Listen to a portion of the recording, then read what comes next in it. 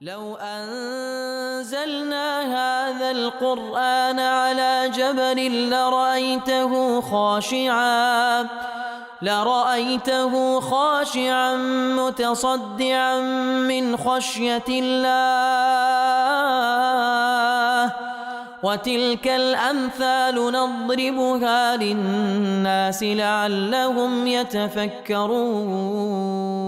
الحمد لله والصلاة والسلام على رسول الله وعلى آله وصحبه ومن والاه. السلام عليكم ورحمة الله. برزان خوش حام لواني 268 لوانه كاين تفسير القرآن بيروز بيم وخزمتان بس رضامندی خوای گەورە و هیوادارم ئێوەی ئازیز سوودی لێوە بگرن.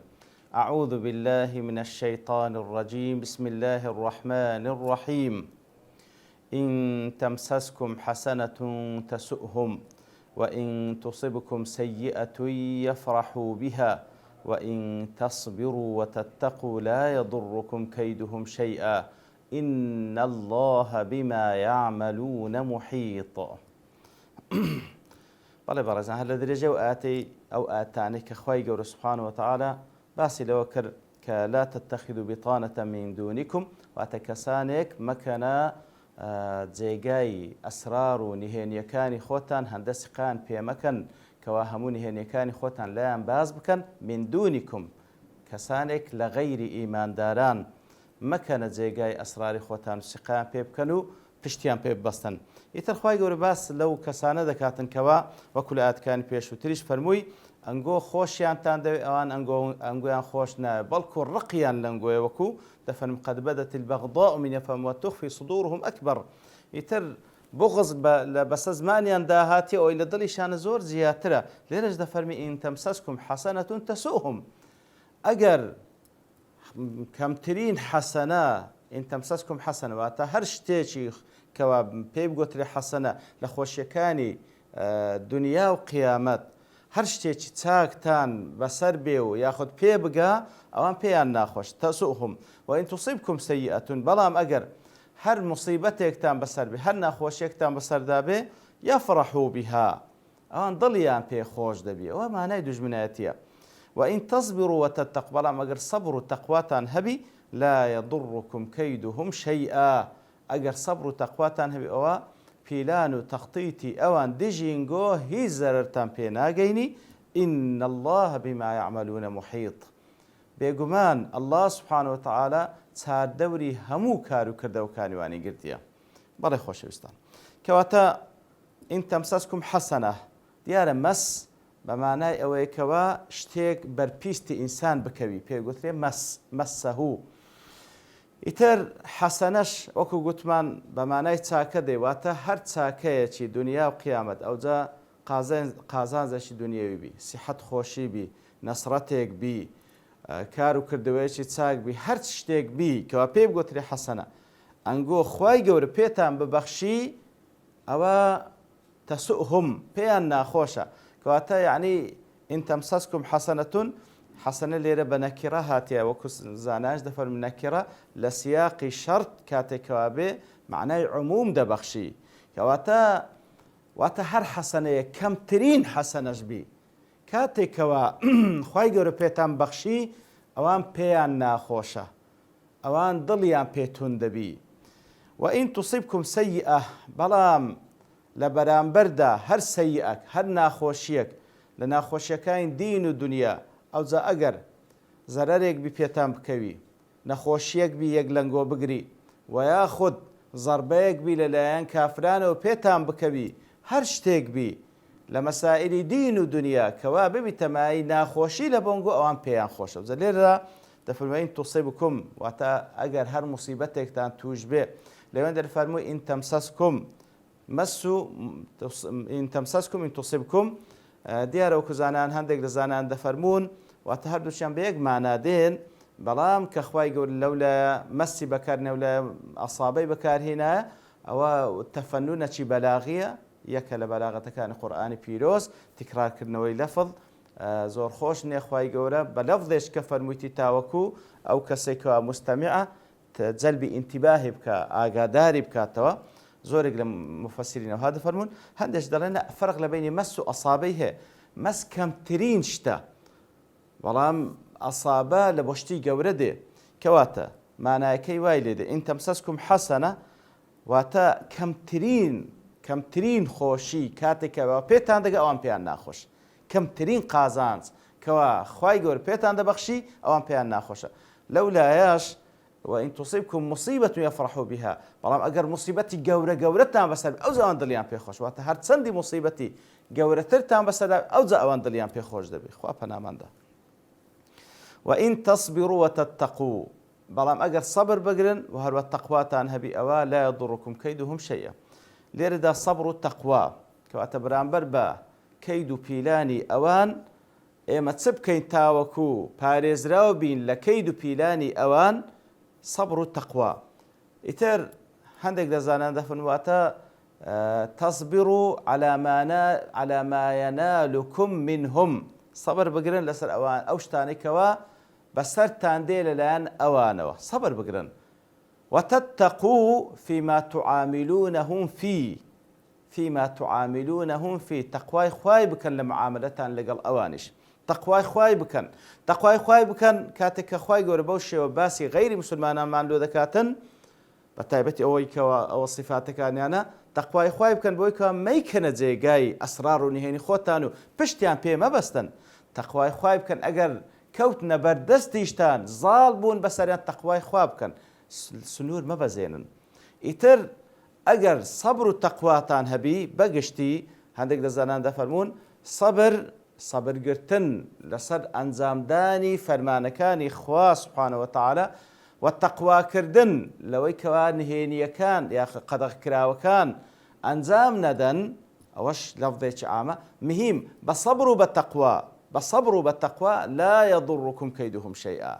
بەڕاستی لەو حاڵەتەی کەید و پیلانی ئەوان هیچ زەرەرتان پێ ناگەینی بەڵام سەبر و تەقواتان هەبی لا يضركم كيدهم شيئا هەندێک دەزانان دەفەرمون واتە هیچ زەرەرتان پێ ناگەینن تەنها ئەزیەتدان نەبی ئیلا ئەذا وەکو لە ئەتکان پێشووتر هات مجەڕەد ئەزیەتدانێکی کەم ئەگەرنا ناتوان کیانی ئومەت لەناو ببەن ئەگەر سەبر و تەقواتان هەبی و هەروەها هەندێک لە زانانش دەفەرمون ئین تەصبروا وتتقوا لا يضركم كيدهم شيئا بۆی کەوە خوای گەورە بەو سەبر و تەقوایکەوە هەیتان خوای گەورەواتان لێ دەکا بەو شتانە و بەو زەرەرانەی کە لەلایەن ئەوانە لۆتان دێ ئەنگەواتان لێدێ بێموبالات دەبن گرنگی پێنادن جورئەتتان پێدەبەخشی خوای گەورە لەوەی کەوا ڕووبەڕووی کەید و پیلانەکانیان ببنەوە هەرچەندە کەید و پیلانیان هەرچەندە ئێش و ئازاریان زۆری بەڵام ئەنگۆ جورئەت پەیدا دەکەن بەوەی کەوا بەردەوام دەبن لە ڕێبازەکەتان و ناترسێن و ناگەڕێنەوە و هەروەها بێموبالات دەبن لەو کار و کردوانەی ئەوان دەیکەن بە هەر حاڵ بصبر وبالتقوى لا يضركم كيدهم شيئا إن الله بما يعملون محيط بيقمان الله سبحانه وتعالى بما يعملون محيط بهمو أو كارو كردواني كأوان ديكن محيطة واتسار دوري قرتيا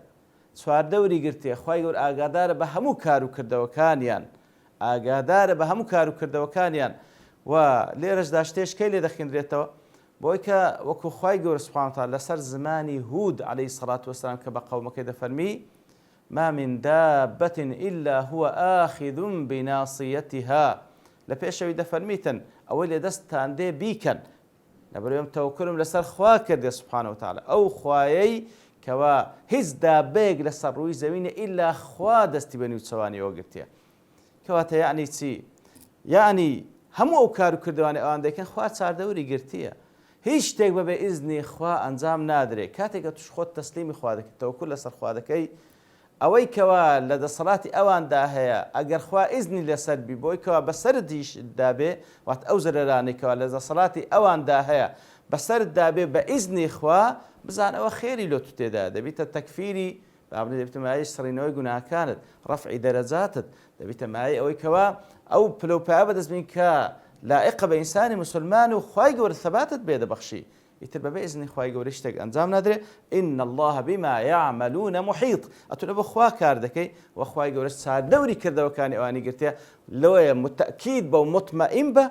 أو خير هل أورود دا لا باشا وإذ غدوت من أهلك تبوئ المؤمنين مقاعد للقتال والله السميع العليم لێرەدا لەو ئاەتەوە هەتا وەکو چەندین ئاەت وەکو هەندێک لە زان دەفەمە تا نزیکەی کۆتایی سوورەتەکە خوای گەورە باز لە غەزوەی ئوحود دەکا. غەزوەی ئوحود لێرەوە هەتا وەکو چەندین ئاەتی ترکە وەکو هەندێک لە زان دەفەرمون نزیکی کۆتایی سوورەتەکە خوای گەورە باز لە غەزوەی ئوحود دەکا. غەزوەی ئوحود دیارە وەکو زانایان بەو شێوەیە ئەگە بە کورتی باسی بکەین لە پێشی غەزوەی ئوحود غەزوەی بەدر هەیە هەممان دەزانین کەەوە یەکەم غەزوەیە لە نێوان پێغەمبەر سەڵاو سەلەم لەگەڵ ئیمانداران بەرامبەر بە جەیشی با بڵێین قوڕەیشیەکان و کافرەکان و دوژمنانی ئیسلام یەکەم غەزوە بەدر بوو کەوە لە ساڵی 2 کۆچی با بڵێن ڕوویدا وەکو معلومیشە کەواتەیدا موسڵمانان نەسرەتێکی گەورەیان بەدەستهینە چەندین سەرکردە لە قوڕەیشەکان کوژران ئیتر لە دوای بەدر قوڕەیشەکان خۆیان خڕ کردەوە بە خۆیان و بە هاوپەیمانەکانیان بیانەوێت تۆڵەیەک لە موسڵمانان بکەنەوە هەروەها لە پێغەمبەر بکەنەوە صلی الله عليه وسلم لۆیە لە ساڵی سێیەمی کۆچی کاتێکەوە دەرچوون بە زەیشێکی گەورەوە هەتا وەکو لە کتوبەکانی سیرەت دەڵێن کەوا ژنیشیان لەگەڵ خۆیان بردبوو تاوەکو با بڵێن لە ناو شەڕەکەدا ئەو ژنانە هانی پیاوەکانیان بدەن و پیاوەکانشیان لە شەرمی ژنەکانیان نەکشێنەوە هەزیمە نەکەن پاشەکشێ نەکەن ئیتر لە بۆ ڕەفعی معنەویات خۆیان ژنیشیان لەگە خۆیان بردبوو واتە بە جەیشێکی گەورەوە ئیتر ئەو جەیشە کاتێکەوە گەیشتە بەخۆیان و بە هاوپەیمانەکانەوەی گوتمان گەیشتە چاردەوری مەدینە کە لە با بڵێن مانجی شەوال بوو لە ساڵی سێمی هیجری ژمارەشیان نزیکەی 3000 پیاو بوو. کاتێکەوە خەبەر هات لە بۆ پێغەمبەر صلی الله علیه وسلم لەگەڵ موسڵمانان کەوا مشریکەکان و هاتینە لە چاردەوری مەدینەدا معسکەریان دانایە و بەنیازی هجوومکردن لەسەر مەدینە پێغەمبەر صلی الله عليه وسلم مشاوەڕەی بە سەحابەکان کرد خۆیان لێ ڕازی بی کە چ بکەن بەرامبەریان هەندێک لە سەحابەکان بە تایبەتی گەنجەکانیان ڕەئیان وابوو کەوا جەیشێک تەشکیل بکەن و دەربچن و لە دەرەوەی مەدینە ڕوبەڕووی ئەوان ببنەوە هەندێک لە سەحابەکان ڕەئیان ئەوە بوو کەوا بەعکسەوە محاولە بکەن ئیستدرازی ئەو جەیشە بکەن و سەبر بیان هین لە ناو مەدینەی لە ناو مەدینەی لە وەکو بڵێ بە مستەلەحی ئەوڕۆ حربی شەوارعیان لەگەڵ بکەن لەوێن دەرێ ڕوبەڕوویان ببنەوە ئیتر پێغەمبەر صلی الله علیه وسلم لە هەندێک لە مەسادرەکان دەڵێ مەیلی لەگەڵ ئەو ڕەئیەی دووەم بوو کەوا دەرنەچن بەڵکو لە ناو مەدینە مقاومە بکەن با بێنە ژوورێ و ئەوجا حربی شەوارعیان لەگەڵ بکەن بەڵام کە دیتی زۆربەی زۆری سەحابەکان بە تایبەتی گەنجەکان ڕەئیان وا بوو دەربچن پێغەمبەر صلی الله علیه وسلم بڕیاریدا کەوا دەربچن ئیتر وا بۆ پێغەمبەر صلی الله علیه وسلم چووە ماڵێک لە ماڵەکانی خۆی کە لە ڕۆژی شەموو بوو 11 شەوال شمەکی حربی لەبەر کرد ئەو زرێ پۆشەیکەوە ئەو زرەیەکەوە لەبەری دەکرد و هەروەها شمەکی حرب و کەرستەی حرب و کەرستەی شەڕکردن هەموو تەجهیزاتی خۆی لەبەر کرد و ئەوجا هاتە دەرێ ئیتر هەتا کە هاتە دەرێ هەندێک لە موسڵمانان پێیان وا بوو کەوا پێی ناخۆشە بەو ڕەئیەی بکا لۆیە کوتیان یا ڕەسوڵ ئەگەر پێت خۆشە هەر ڕەئی دووەم بە ڕەئی دووەم بکەین کەوا ببینێنەوە لە ناو مەدینەی مقاومە بکەین ئەوان بێن بەو شێوەی کە بە ڕەئی دووەم بکەین با لەسەر ڕەئی تو بیتن بەڵام پێغەمبەر صلی الله علیه وسلم پاشەوەی کەوا بڕیاریدا بوو دەربچی قبولی نەکرد تەڕەدود لەو مۆقفەی هەبیتن تاوەکو فێریان بکە و مسلمانانیش فێر بکاتن بە تایبەتی لەو مۆقفانە نابی تەڕەدود هەبیتن کە بڕیاردرا پێویستە لەسەر ئەو بڕیاری کار بکرێت ئەوجا وەکو لە هەندێک ڕوایدا دەفەرمی پێیان صلی الله علیه وسلم فەرمووی ما ينبغي لنبي لبس لأمته نەهاتێت بۆ پێغەمبەرێک عليه الصلاة والسلام کاتێکەوە شمەکی شەڕکردن لەبەر دەکا ئەن یەضعها نەهاتێت لە بۆی پێغەمبەر صلی الله علیه وسلم کە ئەو شمەکەی لەبەر کرد نەهاتێت لە بۆی کەوا دای بکەنتەوە حتى يحكم الله بينه وبين عدوه هەتا وەکو خوای گەورە حکم لە نێوان ئەو لە نێوان دوژمنەکەی دەکا واتە کە ئەو شمەکەی جەنجی لەبەر کرد پێویستە جەنگکە ڕوو بداتن هەتا خوای گەورە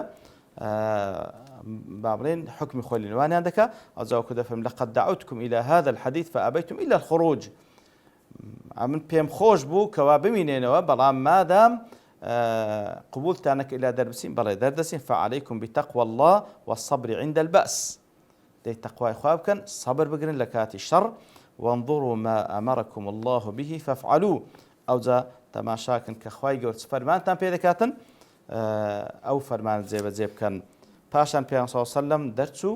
فعلا لەگەڵ جەیشێک لە مسلمانان کەوا ژمارەیان نزیکەی 1000 کەس بوو، هەتا وەکو لە نزیکی چیای ئوحود لەوێن دەرێ سەنگەریاندانە. بەڵام عەبدوڵڵای کوڕی ئوبەی کوڕی ئەبی سەلول لە ڕێگادا وەکو لە ئاەتەکانیش باز دەکاتن ئینسەحەبە فی الطەریق بثلث الناس، سێیەکی خەڵکی جێراوە، سێیەکی ئەو جەیشەی جێراوە. حجەشی ئەوە بوو بۆی قەناعەتیان پێی ناکەوە پێغەمبەر صلی الله علیه و سلم پێی خۆش نەبوو دەربچین، ئێستاش لۆ دەربچین با بگەڕێینەوە. سێیەکی خەڵکی گەڕاندەوە، سێیەکی مسلمانانی گەڕاندەوە. ئیتر ئەوەش تەئسیر لە ئیدی کەش کرد وەکو لە ئاەتەکان باز دەکاتن. مسلمانان والحاصل بە قیادەی پێغەمبەر صلی الله علیه و سلم چوون لەو دۆڵەی کەوا لە نزیک چیای ئوحود لەوێن دەرێ سەنگەریان بەستا و پشتی خۆیان دا چیا و پێغەمبەر صلی الله علیه و سلم خۆتە و تەکتیکی شەڕەکەی لە بۆ دەستنیشان کردن، خۆتەیەکی چاک بۆی کەوە لە زمانی خۆتەکەی 50 کەسی لەسەر چیایەکەی ئوحود دانا لەوێن دەرێ پێیانی فەرموو ئەنگۆ بە هەموو شێوێک انضحوا الخەیل عنا بالنەبلی، واتە ئەگەر ویستیان لە پشتۆ لێمان بسوڕێنەوە ئەوە بە تیر بیان جێڕنەوە، ئەگەر ویستیان لە پشتمان لێمان بسوڕێنەوە وئین کانت لنا ئەو عەلەینا فەلزیموا ئەماکینەکم. ئەوجا ئیتر کە دیتان شەڕەکە لە صالحی ئێمەیە یان لە دژی ئێمە ئەنگۆ لە جێگای خۆتان دامەبەزن لا نؤتیەنە من قیبەلیکم، با لە لایەنگۆوە بە هیچ شێوەیەک لە لایەنگۆوە ئێمە نەشچین و دوژمن لێمان نەسوڕێنەوە. ئیتر لە کۆتاییدا وەکو معلومە فعلا لە سەرەتای شەڕەکەدا مسلمانان زۆر مسەیتر بوون و قوڕەیشەکانیان ڕاونە، بەڵام لە دواترێ کاتێکەوە ئەو 50 ڕامیەی کە پێغەمبەر صلی الله علیه و سلم لەوێن دەرەی دانابوون هاتنە خواردوانیان شەڕەکەتەوە بوو تاوەکو لە غەنیمەکە بەشدار بن. ئیتر لێرەدا خەلەلێک پەیدا بوو، جەیشی مشریکین بە قیادەی خالید کە ئەو کاتە هێشتا مسلمان نەبوو سوڕاوە و پشتیان لێگرت و بەو شێوەیەش ئەوەی کە ڕوویدا وەکو لەوانەکانی داهاتووی لە خلالی ئاەتەکان ئین شاء الله تعالی دەین باسی دەکەین کە پڕە لە عیبرەت و هەروها چەندین حکمەتی لێ وەردەگیرێ. وصلى الله وسلم على نبينا محمد وعلى آله وصحبه أجمعين وآخر دعوانا الحمد لله رب العالمين. لو أنزلنا هذا القرآن على جبل لرأيته خاشعا متصدعا من خشية الله وتلك الأمثال نضربها للناس لعلهم يتفكرون.